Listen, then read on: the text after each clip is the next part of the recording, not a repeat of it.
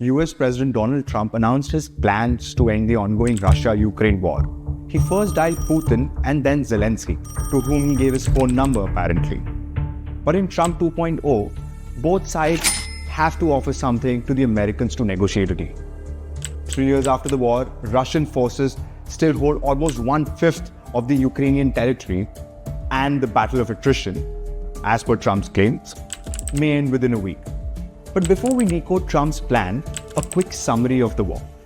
Russia's special military operation was aimed at demilitarizing and denazifying Ukraine, removing Zelensky from power and planting a friendly regime in Kiev.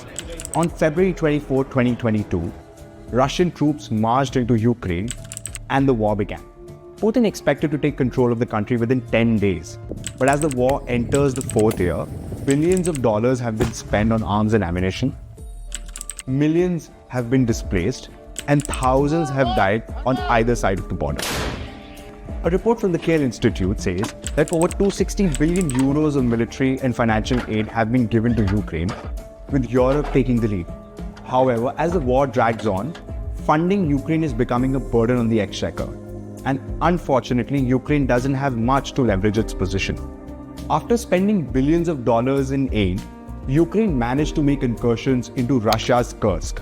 But a strong counter-offensive from Moscow forced it to give control of the 40% of the occupied land. Ukraine showed strong resistance and managed to defend Kiev and its surrounding areas. However, Ukraine's eastern front is still under Russian control. And Moscow has more territory under its grip than what it had in 2014 when it invaded Crimea. Donald Trump has stepped forward to establish durable and lasting peace.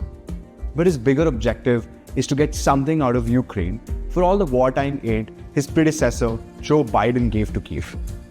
Donald Trump recently told the delegates at the Conservative Political Action Conference that he's trying to get the money back or secured by brokering a mineral resources deal where the Americans will have access to the mineral deposits in Ukraine. Donald Trump said, and I quote, "I want them to give us something for all the money that we have put. We're asking for rare earth and oil and anything we can get." It is estimated that 5% of the world's critical raw materials are in Ukraine. This includes some 19 million tons of proven reserves of graphite, which can be used in electric vehicles. Ukraine also has a third of all European lithium deposits, a key component in batteries. And it also has a significant deposit of rare earth metals that can be used to make weapons, wind turbines, electronics, and other vital products, though some of them have been seized by Russia. Apart from Putin's security concerns, Russia's control over Ukraine's mineral deposits is crucial to get relief on sanctions from the West and access almost $300 billion of its frozen assets in Europe. But Trump's approach to ending the war has been criticized by Europe, which fears that they might be left alone in the cold and have warned Washington against the same. Recently, US President Donald Trump said that he doesn't think that Ukrainian President Zelensky is very important to be in the peace talk meetings, and added that he had very good talks with Putin.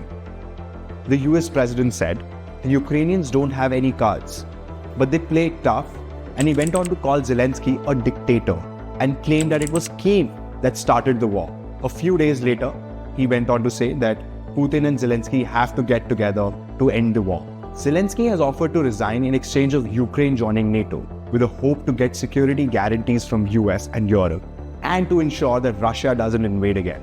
Meanwhile, Moscow is trying a relief in sanctions and assurance that NATO will not set its foot in Ukraine, which may threaten it. And US is trying to get something from both sides in exchange of a peace deal.